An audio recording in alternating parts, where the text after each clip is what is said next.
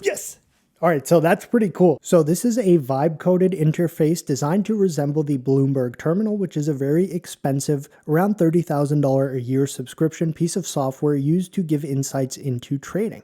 Now this right here was vibe-coded using Traycer AI to actually plan and implement out the specifics of this, and then using Claude Code, we created this. And the thing about this is it's using entirely free data sources. For today's video, we're going to be vibe-coding a clone of the famous Bloomberg Terminal, which is of course a rather expensive, and when I say rather expensive, I believe around $30,000 a year subscription and piece of software that gives insights and financial data to traders who need that sort of intricate data. And for today, we're going to be vibe coding a replica of it with the help of something called Traycer.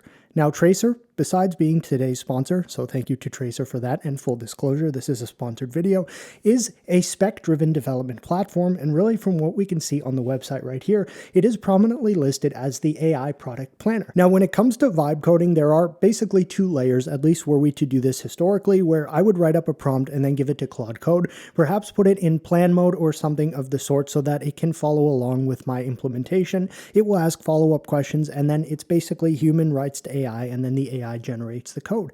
Traycer slots in the middle right there, where the human takes the requirements document or whatever they have to Traycer, says, okay, this is kind of the end goal of what I'm specifically looking to actually do today. Traycer then goes and very much organizes, fine-grains, learns more about your specific specification, asks you follow-up questions, and the culmination of that is a very organized and detailed specification plan for your coding agent to actually follow and implement. So if we scroll down right here just from the home page, we see that one of the prominently displayed things is the one-click handoff. So Traycer is not designed to actually build the thing for you because it would be somewhat redundant, being that there are so many strong frontier coding models out there.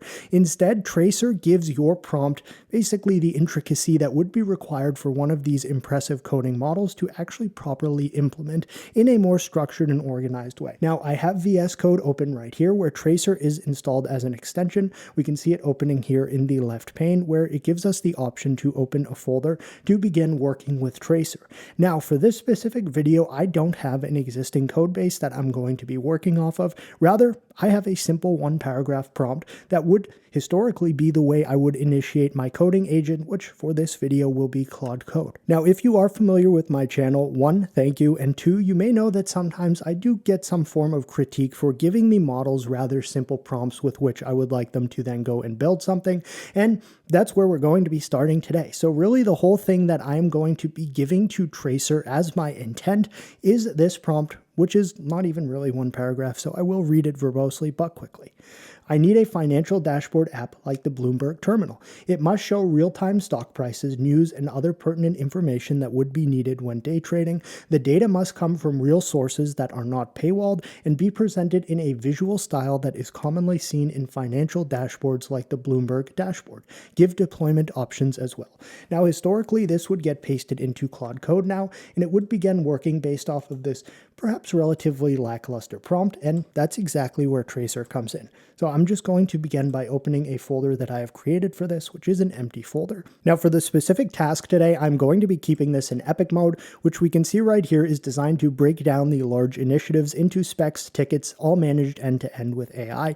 There are some other options here, but because I do, one, like the term epic, and two, find that this fits the scope of today's video better, we're going to stick with that. And really the next step is to paste in what I would have historically pasted into Claude Code here, which is of course the prompt that we went over simply.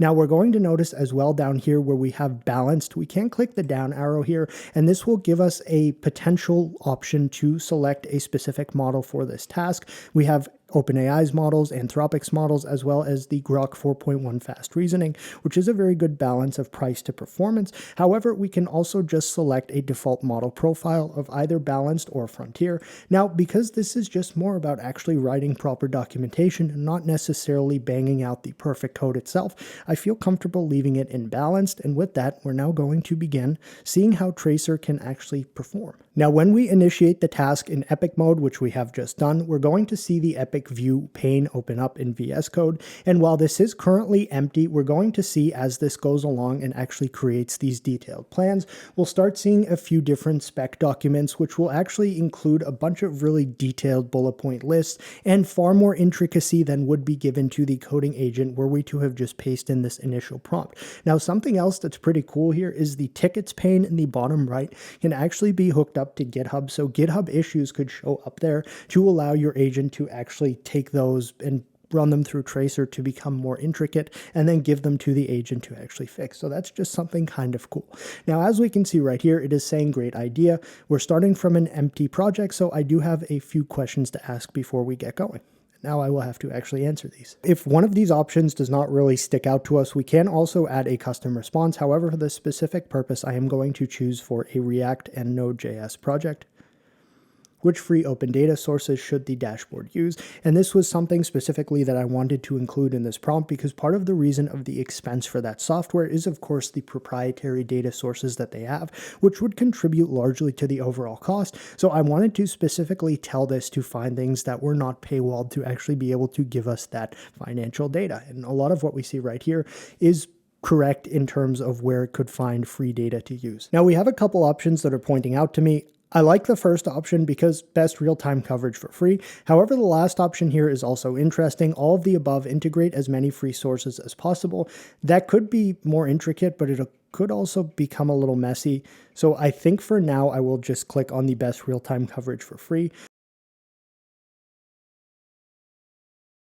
Now, this is one where I'm actually going to add a custom response where it's saying what visual style and color scheme should the dashboard use. I would like the classic Bloomberg, which is black and orange, but I also want the option to put in a light mode as well, just for more intricacy, if nothing else. And I will just submit that as a custom answer. Do you need user authentication and personalization? Nope, this will be totally fine to be single user. And what is our deployment target? And I think I'm going to opt for serverless because I would like the culmination of this to actually be something that can be accessed through a web URL. Even if I don't keep this up long term, I want it to be the full experience. So we actually do deploy it online just to give a better view of the entirety of this process as opposed to just running it in a local development server kind of. Now that is all 6 of 6, so our next step here should either be some more follow-up questions or we will begin to see our spec documentation, at least the initial one, begin to be written. Following all of the follow-up questions that have been answered, we have an agreed requirement summary, and instead of just having to be stuck looking at it through here, we can actually scroll down all the way and initiate this Epic brief, which is going to begin populating our Epic view right here with everything that we had denoted wanting in this application beginning to appear, as we see right here, in a cleanly and organized markdown document. And some additional things we can see right here that are stuff that is important for the coding agent to actually have some understanding of what exactly is driving the problem it is trying to craft the solution for. And this in and of itself is something we would not receive when just giving it a relatively simple prompt. Like if we had just pasted in the initial prompt, we have our summary, we even have our context and problem, which I find pretty good to have.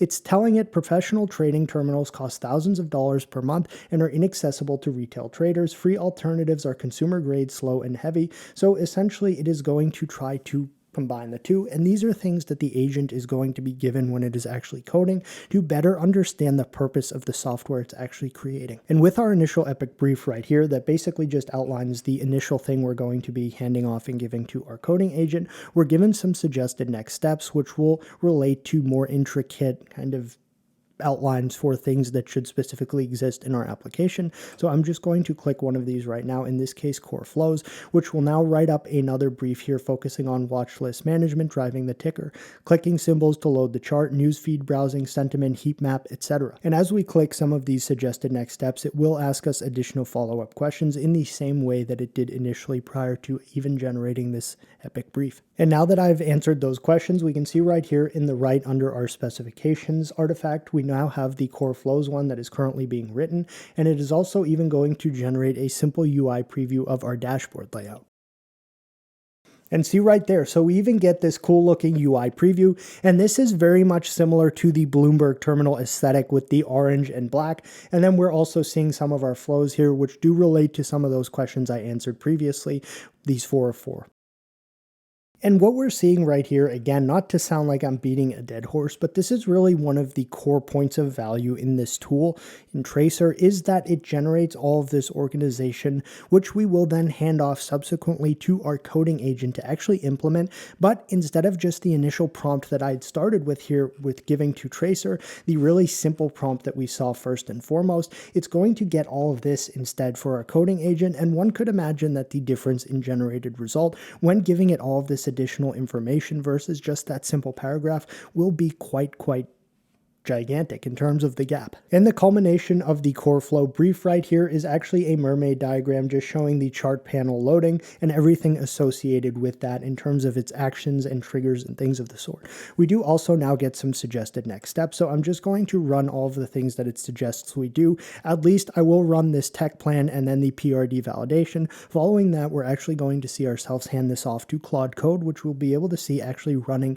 from within the terminal in VS Code, and then it will go ahead and build this actually. And we see in this technical plan documentation that's being generated right now, we're getting a bunch of definitely more intricate tables and mermaid diagrams. As if we scroll down, we have things related to sentiment tagging logic, the heat map, and additionally to that, we even have a more intricate looking mermaid diagram that looks like something you would find in like a Security Plus or Network Plus study book. So this is just interesting to see, as well as the front end component tree and a bunch of other stuff that again our agent is actually going to be specifically referencing to build this. And the final thing I'm going to run here in terms of our suggested next steps is the ticket breakdown one, where we'll break everything down here in a simpler way for us to hand off to our Claude Code agent. And we do see now that this is being generated here in our ticket dropdown. So if we click on this, we're going to see our overview. So now that we have all of our implementation tickets as well as everything related to our product brief completely done, it's now time to begin actually having Claude Code create this.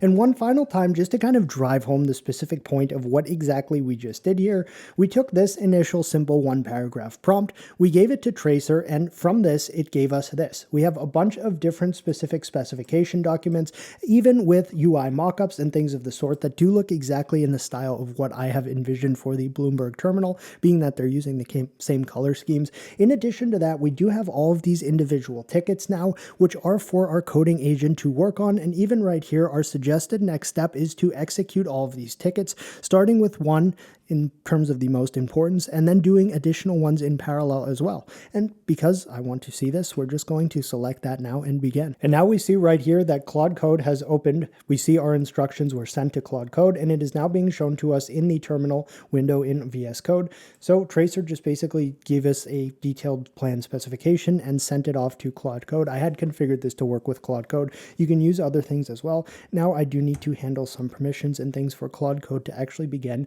And what we're seeing here is Claude in this specific setting, Opus 4.6, actually creating this entire project for us now based off of all of these specification documents. And now Traycer is verifying the initial implementation of our first ticket right here that was just done with Claude. And we see during verification, there was one critical thing that was found that needs to be fixed. And truthfully, because this is going to take a little bit of time to actually run through all of these specific tickets, then have Traycer verify them, then have Claude create them, I'm likely going to time-lapse a large portion of this now, which will culminate in us actually having something we can open and look at that should give us live real-time news, financial sentiment, and other financial dashboard style data, which is kind of awesome. So now, after a lot of work by Traycer and Claude, we can see that all of our tickets have completed. There was one specific issue here that just popped up when it was trying to implement something in ticket 7, but I just went ahead and allowed it to tell Claude what to do. I pressed handoff to Claude and everything was quite all right. So our next step that we see right here are to generate these API keys for some of the data sources. Following that, we're actually going to be able to see this live and in real time, which I'm very excited about. But first and foremost, I do need to get these free API keys, or else none of our data is actually really going to show up to the degree which we would like it to. All right, so everything seems to be completed here, and it does give us, of course, the option to commit this to GitHub. Now, I don't have that specifically set up, being that this is a relatively new computer, and a lot of the development environment is not necessarily set up on it, but because it will be easier to actually deploy this if it is uploaded to GitHub onto some of the services that we've said we want to use for the live deployment, I'm going to now just set all of that up so we can proceed with that. So currently, we are taking our result, and we're just going to be deploying it so at least it can be accessed and tested tested through the web just using Railway and Vercel. So really, now that that has completed, I should be able to go into Vercel and then find my URL to access this, and we should be able to, yes. All right, so that's pretty cool. So basically, maybe that was a little too excited, but we have the candlestick chart working right here. Now, I do see some news. We're waiting for the heat map for the S&P 500, which did just load in there. That was good timing, as well as the economic calendar. Now, unfortunately, it's saying failed to load calendar. I wonder if I'm good. No, I mean, I didn't really do anything, but so all right, let me try to parse this because this actually looks pretty cool. So we can zoom in and out. Now, keeping in mind, it is Sunday morning right now at 5:30 in the morning, so the markets are not open. But if we change the charts, we are able to see these for 15-minute. Okay, don't ask me to explain that. Again, I'm not really like a finance person, but this is just statically showing NVIDIA right now. I want to perhaps... let's try some of our market news. So we do have sentiment tags in this as well. We have a lot that are showing neutral, bullish. Berkshire Hathaway will start repurchasing its own shares. Then if we scroll down, bearish, okay, Southwest Airlines is dropping service to 2 major U.S. airports. That is, I suppose, bearish. Now, if we click on these, we should, cool. So I didn't necessarily want it to just immediately open them in a new tab because that would be distracting, but it gives us a simple preview of it. It does tell us the source right here as well as when this was posted. We can escape or open full article. Okay, good. So that did work. And then if I press escape, okay, I have to click it there, but that's okay. Now, interestingly, we also have this heat map, and basically green means things are going well within these sectors. And then obviously the darker the color, the worse it's going. Okay, and here's our chart for Meta right here. And what we see right here, so these are actually like relative strength index, moving average, and then what are these? Bollinger Bands, or however it's pronounced. Again, I'm not really too versed in this stuff, but that's actually pretty cool. So we're getting some overlays here and things like that would be used for trading signals as well. And we have the ability to turn those off, which is pretty cool. Now, what was something else we could do? So, okay, okay, and we can change, and we see those do also get modified for this, and we can zoom in and out. Now, something interesting that I haven't really even touched upon right here is this economic calendar is essentially showing us when these earnings calls are going to be happening. And okay, I want to make sure, is it just all Monday, March 16th? I don't know like how earnings calls oh, okay. Maybe there are that many. I don't 100% know, but it is showing us different dates and different companies. So I can't, oh, cool. So when I click on one of these, it actually modifies the chart to show as well that specific stock. So that's actually pretty cool. So, okay, and they have their earnings call coming up on Monday, supposedly, and then things like this. Now, let's see, light mode. All right. That you probably wouldn't use. I probably put that back to dark mode, but that is pretty darn cool. And then we have our news things and stuff like that. I mean, again, perhaps the UI in a piece of software like this is not necessarily the expensive part. It is the data sources themselves. But if you recall from the get-go, we specifically told this to use data sources that do not require any money or even any credit card to sign up or anything like that. So this is all using free data right now. And this is just a first draft on this based off of that simple 1-paragraph prompt that we had sent that we then had Traycer modify into a far more intricate implementation plan. And we ended up with this, which is really, I mean, this is kind of neat, at least in my opinion. So really, that's going to conclude today's video. I wanted to say one thanks to Traycer as they did sponsor this video, but it was really cool to be able to build something that I've been kind of interested in seeing as well, because the Bloomberg Terminal and all those financial dashboards are very interesting to me, not strictly because of the UI, but because of the way in which a lot of their premium or the moat, so to speak, that they have comes from the data sources. So it was very interesting to see how Traycer took our really simple kind of 1-paragraph prompt, and then the specific UI we see right here is pretty much a dead ringer for what we ended up getting right there, which is really quite cool. And we got all of these specifications, and then we had the implementation plans that ran some of them in parallel, some of them one by one. And really, this was just a very cool, at least in my opinion, demonstration of how we can take and use a tool like this designed to incorporate a lot more structure and verboseness to the prompts for a coding agent to then run wild with and actually build something that's deployed online that does work. So that's going to wrap up today's video. If you have any questions, please feel free to leave them in the comments, and then there will be a link for Traycer, of course, in the description. So thanks for watching.